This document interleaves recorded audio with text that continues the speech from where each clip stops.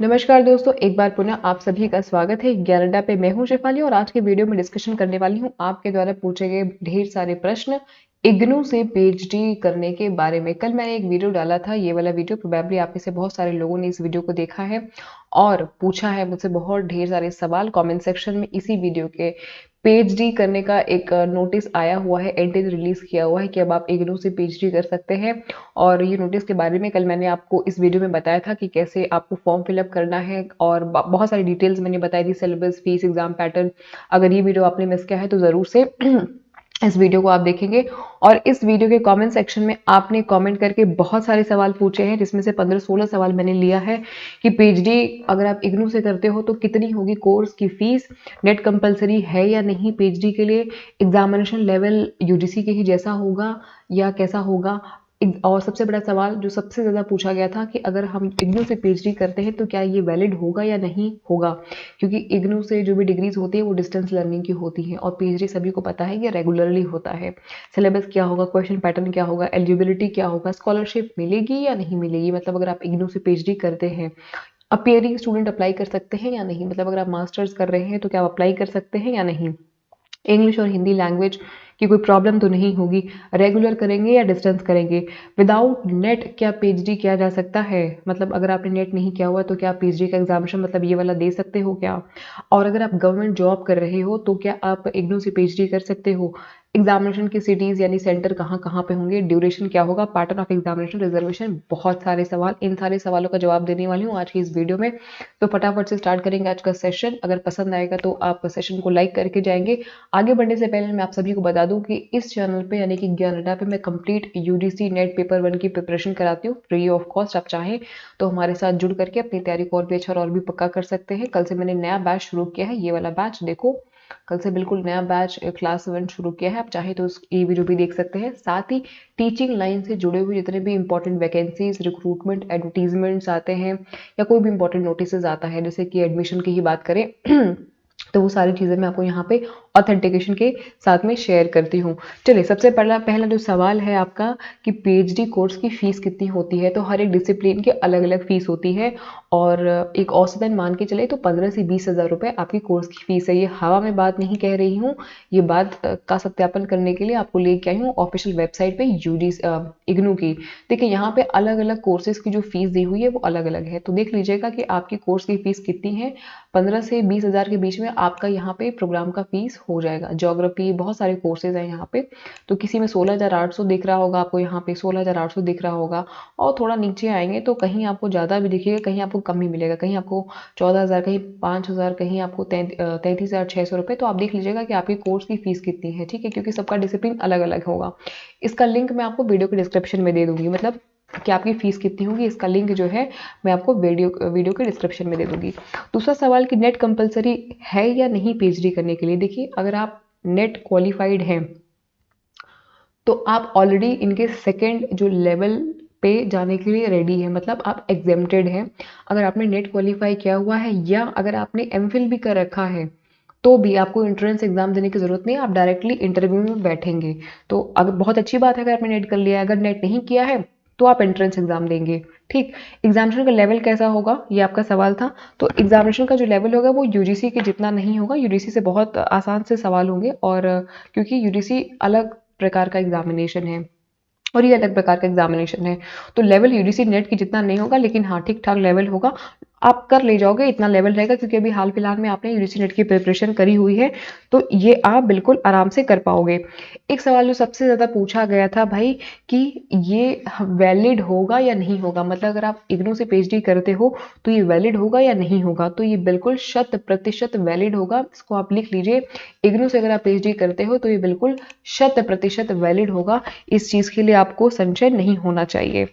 और स्कॉलरशिप के ऊपर में सवाल था कि भाई स्कॉलरशिप आपको मिलेगी या नहीं मिलेगी। तो स्कॉलरशिप का जवाब देने के लिए मैं लेके आई हूँ आपको अगेन इनकी ऑफिशियल वेबसाइट के ऊपर में, जो इग्नू की है ऑफिशियल वेबसाइट। देखिए, स्कॉलरशिप के ऊपर में यहाँ पे इन्होंने क्या मेंशन करके रखा है कि ये स्कॉलरशिप देते हैं। कितनी स्कॉलरशिप देते हैं, पीएचडी स्कॉलर को ये अवार्ड करेंगे फेलोशिप कितनी, 8,000 रुपये पर मंथ। ठीक, आपको 8,000 रुपये पर मंथ मिलेगी स्कॉलरशिप, और कुछ कॉन्टिजेंसी ग्रांट भी मिलेगा जो कि आपको सालाना मिलेगा, यानी 8,000 रुपये सालाना मिलेगा, मतलब एनुअली मिलेगा।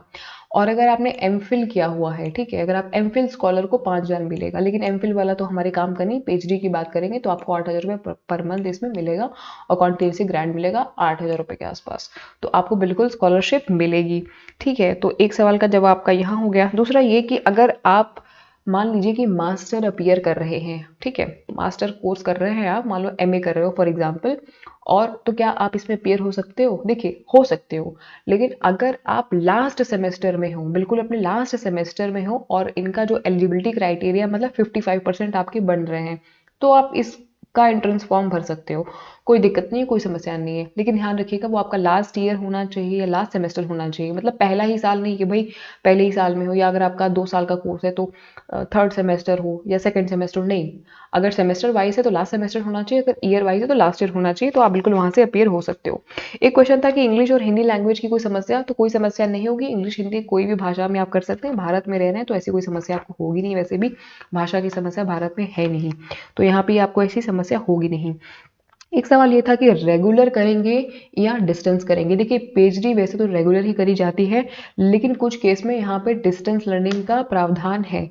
क्या कुछ है? सब कुछ मैं आपको यहाँ पे दिखाते हुए चलूंगी, बताते हुए चलूंगी, ताकि आपको कोई समस्या दुविधा हो ना। वैसे तो ये रेगुलर पीएचडी होगी, अगर आप रेगुलर स्टूडेंट, मतलब अगर आप स्टूडेंट हैं तो आपको दिल्ली जाना पड़ेगा और प्रॉपर इनकी क्लास लेनी पड़ेगी। ठीक, तो आपको रेगुलर करनी पड़ेगी पीएचडी। हाँ, वहां जाने के बाद अगर आपका टाइप हो जाए 6 महीने का, तो उनका जो कोर्स वर्क होता है वो आपको रेगुलरली करना पड़ेगा, मतलब 6 मंथ्स एटलीस्ट आपको रेगुलरली करना पड़ेगा। उसके बाद अगर आपका वहाँ पे किसी फैकल्टी से टाई अप हो जाए, अंदर की बात मैं बता रही हूँ, तो वो एक अलग बात है, लेकिन रेगुलर कोर्स ही होती है पीएचडी की। एक सवाल ये था कि अगर आप गवर्नमेंट जॉब कर रहे हो तो आप पीएचडी कैसे कर पाओगे, क्योंकि ऑब्वियसली आप गवर्नमेंट जॉब में हो तो आप छोड़ नहीं पाओगे। उनके लिए क्या प्रावधान है ये देखिए। तो पीएचडी का अपना एक रूल है, ठीक है, देखिए ये पीएचडी का रूल होता है, ये भी पीडीएफ में आप बोलोगे तो आपको प्रोवाइड कर दूंगी। ठीक है, मैंने मैक्सिमम जो आपके इंपॉर्टेंट क्वेश्चन थे वो सारे इसमें लेने की कोशिश की हुई है। अब देखिए इसमें क्या है कि अगर आप किसी पब्लिक सेक्टर अंडरटेकिंग में हो, या गवर्नमेंट डिपार्टमेंट में हो, या रिसर्च डेवलपमेंट ऑर्गेनाइजेशन में हो, या किसी आप रेप्यूटेटेड एजुकेशनल इंस्टीट्यूशन में फैकल्टी ही क्यों ना हो, तो ऐसी सिचुएशन में आप पार्ट टाइम स्कॉलर, मतलब पार्ट टाइम आप पीएचडी कर सकते हो। क्या लिखा हुआ है? Will be eligible for admission to PhD programme as a part time scholar. आप बिल्कुल एलिजिबल हो पीएचडी प्रोग्राम के लिए, as a part time scholar वहां पे कर सकते हो। लेकिन एटलीस्ट आप जिस भी संस्था में काम कर रहे हो, सरकारी या कहीं भी कॉलेज या किसी भी रजिस्टर्ड इंडस्ट्री या कंपनी में, एटलीस्ट आपने 2 इयर्स वहाँ पे कॉन्टिन्यूसली काम किया हो। वहाँ के एम्प्लॉयर से आपको एनओसी लेना पड़ेगा, और आप को वो दिखाना पड़ेगा कहाँ पे, इंटरव्यू के टाइम पे आपको वो दिखाना पड़ेगा और बताना पड़ेगा कि आप मिनिमम जो इनका क्राइटेरिया है फुलफिल कर रहे हो, और आप आराम से कर सकते हो, क्या डिस्टेंस से पीएचडी कर सकते हो। पार्ट टाइम रिसर्च का है प्रावधान इसमें, लेकिन किन के लिए है? वर्किंग वालों के लिए है, और 2 साल आपने मिनिमम काम किया हो उनके लिए है। तो एक सवाल यहाँ पे ये हो गया। एक सवाल ये था कि अगर आपने नेट नहीं किया हुआ है तो क्या आप पीएचडी एग्जाम दे सकते हो? भैया ये उन्हीं के लिए है ही। अगर नेट किया है तब तो ऑलरेडी आप सेकेंड लेवल के लिए अप्रूव हो गए। आपने नेट नहीं किया है तो ही तो आपको बोला जा रहा है कि आप एंट्रेंस एग्जामिनेशन दीजिए, फिर इंटरव्यू दीजिए। अगर आप नेट क्लियर हो, मैंने आपको बताया पहले ही कि अगर आपने नेट कर रखा है, अगर आपने एमफिल भी कर रखा है, तो भी आपको सेकंड लेवल पे बाय डिफॉल्ट आप हो जाओगे, मतलब आप इंटरव्यू में सीधे बैठोगे। ठीक है, तो यहाँ से एक चीज़ हो गया। और ड्यूरेशन क्या होगा, पैटर्न क्या होगा, ये देख लेते हैं एग्जामिनेशन का। ठीक है, तो थोड़ा सा मैं यहाँ पे आपको दिखा देना चाहती हूँ एग्जामिनेशन का, इनका ड्यूरेशन पैटर्न। आप सभी को मैंने ये नोटिस दिखाई है। सबसे पहले तो यही देख लीजिए कि आप लोग कौन कौन से लिस्ट ऑफ डिसिप्लिन है: anthropology, political science, chemistry, geology, life science, mathematics, commerce, management, education, women studies, interdisciplinary and trans disciplinary studies, environmental science, tourism studies, and then computer science, law, nursing, translation studies, vocational education, English, Sanskrit, Urdu, Hindi, और child development. ठीक है, तो ये कुछ 23 विषयों में ये PhD का इनका प्रावधान है, जो आप करना चाहो तो कर सकते हो। अब थोड़ा सा देखेंगे इनके एग्जामिनेशन पैटर्न को, यहाँ पे समझेंगे। अच्छा, ये सारी इन्फॉर्मेशन मैं कहाँ से दे रही हूँ आपको? इन्फॉर्मेशन बुलेटिन को आप खुद भी डाउनलोड करके यहाँ से ये सारी चीज़ें पढ़ सकते हो। तो मेक श्योर कि आप लोग एक बार इसे डाउनलोड करके यहाँ पे चीज़ें देख लीजिएगा। अच्छा, मुद्दे की बात, पैटर्न ऑफ एग्जाम क्या होगा आप लोग पूछ रहे हो। सीबीटी मोड होगा, ऑनलाइन होगा, एमसीक्यू के फॉर्म में होगा, 180 मिनट का पेपर होगा, मतलब 3 घंटे का पेपर होगा। कितने क्वेश्चन होंगे? 100 क्वेश्चन होंगे, ठीक, 100 क्वेश्चन होंगे। 50 क्वेश्चन आपके रिसर्च मेथोडोलॉजी का होगा और 50 क्वेश्चन आपका स्पेसिफिक सब्जेक्ट का, मतलब जिसमें आपने मास्टर किया होगा, जिसमें आप पीएचडी करना चाहते हो उसका, ठीक। तो समझ में आ गया, 100 क्वेश्चन, हर एक क्वेश्चन कितने मार्क्स का होगा? 4 मार्क्स का होगा। टोटल कितने मार्क्स हो गए? 400 मार्क्स हो गए। नेगेटिव मार्किंग है? नहीं है, नेगेटिव मार्किंग नहीं, सभी क्वेश्चन अटेम्प्ट करना है। मीडियम ऑफ पेपर क्या होगा? इंग्लिश हिंदी होगा, ठीक है। तो कंप्यूटर बेस्ड होगा माने ऑनलाइन होगा, एमसीक्यू बेस्ड होगा। तो यहाँ से आपको समझ में आ गया कि क्या कुछ होगा। थोड़ा सा और आगे यहाँ पे देखेंगे, सिलेबस में आपको दिखा दूंगी अभी कि सिलेबस क्या है, ताकि आपको जो मैक्सिमम क्वेश्चन थे वो आपके हो जाए। एलिजिबिलिटी भी देख लेते हैं एक बार। वैसे तो आप अपीयरिंग हो लास्ट सेमेस्टर में तो भर सकते हो, लेकिन अगर आप मास्टर ले चुके हो, मास्टर डिग्री आपके पास में है, तो एटलीस्ट 55% आपके मास्टर डिग्री में होनी चाहिए जनरल कैटेगरी में। लेकिन अगर आप SC ST हो, OBC हो, नॉन क्रीमी लेयर हो, डिफरेंटली एबल्ड हो या कोई और कैटेगरी से हो, तो आपका 50% में यहाँ काम बन जाएगा, ठीक। और बाकी तो ये चीज़ें हो गई। और भी क्या चीज़ें इंपॉर्टेंट थी? हाँ, ये है आपका सिलेबस। सिलेबस आपको कहाँ मिलेगा? इसी इन्फॉर्मेशन बुलेटिन में, जो ब्रोशर जो मैंने आपको दिखाया ना, ब्रोशर देखो, यहाँ वाला जो ब्रोशर दिखाया ना मैंने आपको, इस ब्रोशर को जब डाउनलोड करोगे तो यहाँ पे एनेक्जर 2 में चले जाना, ठीक है। एनेक्जर 2 में चले जाओगे आप ना, तो आपको ये मिल जाएगा, आपका क्या सिलेबस मिल जाएगा, जो आपका पेपर 2 होगा। मतलब 2 पेपर है, एक तो 50 रिसर्च मेथोडोलॉजी है, ठीक है। दूसरा क्या है? दूसरा आपका आपका विषय का पेपर होगा। उसका पूरा कंप्लीट यहाँ पे दिया हुआ है, discipline wise specific subject syllabus. अभी ये देखना पड़ेगा आपको, क्योंकि आपका सब्जेक्ट तो 23 सब्जेक्ट है, 23 सब्जेक्ट का दिखाऊंगी तो फिर वीडियो 23 घंटे की हो जाएगी, ठीक। तो ये आप देख लीजिएगा अपना सिलेबस। आपका सिलेबस मैंने आपको बता दिया कि कहाँ से आपको मिलेगा। थोड़ा सा आगे बढ़ेंगे और जानेंगे। आपका एक क्वेश्चन था, सिलेबस हो गया, क्वेश्चन पैटर्न हो गया, ये मैंने आपको बता दिया। एलिजिबिलिटी मैंने आपको बता दिया कि आपकी एलिजिबिलिटी क्या होनी है। और एग्जामिनेशन सिटीज, कि भैया आपका सिटी कहाँ कहाँ होगा।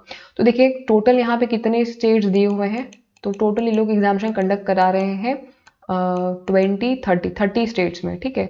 30 स्टेट में करा रहे हैं भाई। 30 स्टेट तो लगभग सारा स्टेट ही इंक्लूड कर लिया इन्होंने, हर एक स्टेट। और उस स्टेट में भी कौन कौन सी सिटी में करा रहे हैं ये भी आपको मिल जाएगा। कहाँ? एनेक्जर 6 में मिल जाएगा। एनेक्जर 6 में देख लेना एक बार, वैसे मैंने आपको यहाँ पे दिखा दिया है, आप स्क्रीनशॉट भी ले सकते हो। ये क्या है? स्टेट का नाम है और ये सिटी का नाम है। तो इन सिटीज में आपके सेंटर जाएंगे। देखो सेंटर बड़े ही ध्यान से चूज करिएगा, क्योंकि करेक्शन विंडो बार बार ओपन होगी नहीं, बार बार आप संशोधन उसमें अमेंडमेंट कर नहीं पाओगे। तो आप सेंटर को बहुत ही गौर से, बहुत ही ध्यान से चूज करेंगे। एग्जामिनेशन सिटीज हो गया। ड्यूरेशन मैंने आपको बता दिया, 3 घंटे का पेपर है आपका, 180 मिनट का पेपर है। पैटर्न ऑफ एग्जाम भी बता दिया मैंने आपको, सीबीटी मोड में होगा। कुछ रिजर्वेशन भी मिला हुआ है, ठीक है, आप लोगों को। तो रिजर्वेशन भी आप लोग देख लेना, ठीक है। देखो दिखा दे रही हूँ मैंने आपको रिजर्वेशन। नहीं कहोगे कि मैम रिजर्वेशन तो बताया नहीं है आपने, ठीक है। तो रिजर्वेशन देख लेंगे एक बार कि आपको कितनी रिजर्वेशन मिली हुई है ना। तो यहाँ पे रिजर्वेशन वाले में आ जाते हैं, हाँ ठीक है। देखो भाई रिजर्वेशन कितनी मिली हुई है आपको।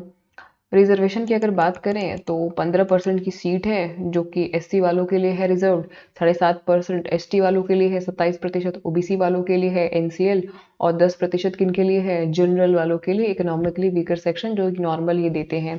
और 40% अगर डिसेबिलिटी है तो वहाँ पे भी आपकी 5% का रिजर्वेशन रहेगा, 40%। सो आई होप कि मैक्सिमम आपके जितने भी क्वेश्चन थे वो मैंने इसमें कवर करने की कोशिश की हुई है। देख लूँ कि एक बार कुछ छूट तो नहीं रहा है प्रश्न, ठीक है।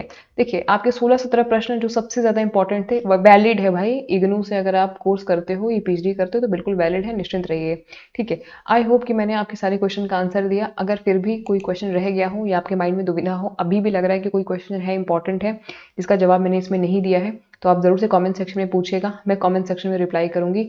और मैं सभी की कमेंट्स को देखती हूँ।